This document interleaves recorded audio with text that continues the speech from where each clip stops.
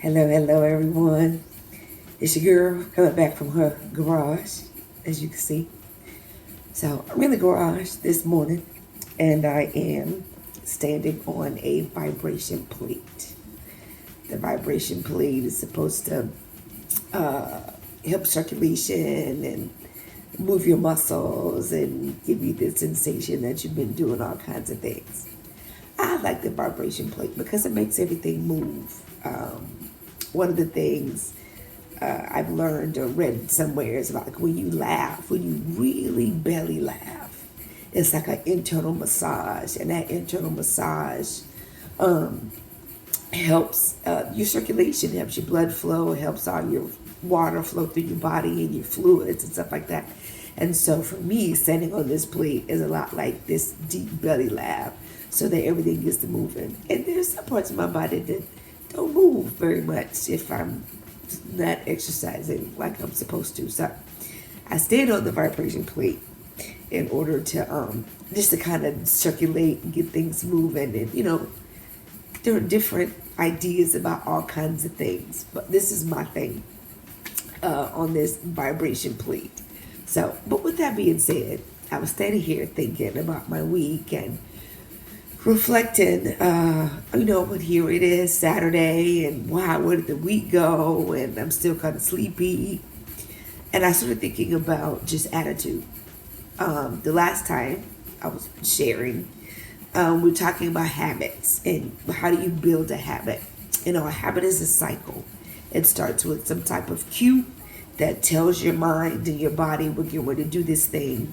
The routine of what you actually do with the habit, and then you have a reward. And if you do that cycle on a continuous basis, you build a habit. So thinking about just our attitudes and how much of our attitudes are habitual. So for example, Monday mornings. We go into Monday morning, many people like, oh, my weekend, and I got to go to work now. Oh, Monday morning. It's Monday morning. When you talk to people, you ask them, oh, it's Monday morning. How much of that is a habit? We do it without even thinking. Even if you're a positive person and Mondays are not a big deal for you, but it's a habit because I don't know why, but why is that? Why do we approach Mondays like, versus Friday? Yay! I'm excited to come to work because I'm going to be off. Is it connected to the work we do? Are we really not wanting to go to work? Are we really struggling with what we do like that? Or is it just the ways, our society and where we live is just like, oh, Monday mornings are supposed to be blasé. And then the next question I had, just thinking, is okay, once I've determined I don't want to start Mondays like that, I want to be excited about my Mondays, then you have to deal with other people who are still stuck in Monday is not a good day. And then what do you do with that person? And how do you impact that person or not let them impact you? Is their habit being a Debbie Downer, as they say? Sorry if your name is Debbie. Because it's when we're improving our lives, when we are being better, when we are embracing all that we are in order to learn how to cope and hope and thrive, we have to deal with those little things that suck away our energy, that sap it. Things like coming in on a Monday morning with the attitude of, oh, I have work to do, or oh, I've got to do this, or it's Monday. How do we change that habit? What's the cue that says, oh, what is the routine? And then how do we reward ourselves for changing that Monday morning attitude? And then how do you interact with people? When you come in and you're full of energy and they're looking at you like, oh, that is fake or not real or please or oh, here we go again. That's that person. That's not you. You do not have to let that person make you shrink back, cause you to shrink back. You do not have to let that person, let me change that. You don't have to let that person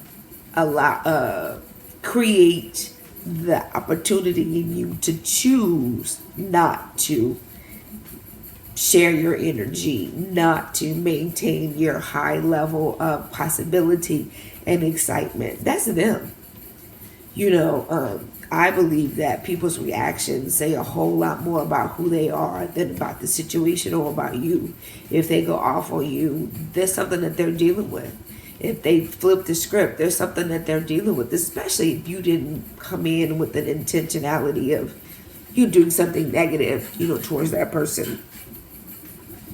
So rocking, doing some tiptoe, rocking back and forth. So, when that person responds, that's a reflection of them, not you. Oh, I've done 15 minutes on the plate. So now I need to move to the elliptical machine, but I want to finish this thought. You do not have to let that person impact you. Keep your energy. Don't shrink back. If more people did not follow the habit of the Monday morning blues, we could have a different Monday morning. So I encourage you to think about your habit cue. What is that routine? What is about Monday mornings? Where do they come from? If it's really not you, then make the change. And then when you encounter people, when you roll in on Monday morning, like, oh, yeah, let's get it done. And you encounter the person who's like, that's them. That's not you.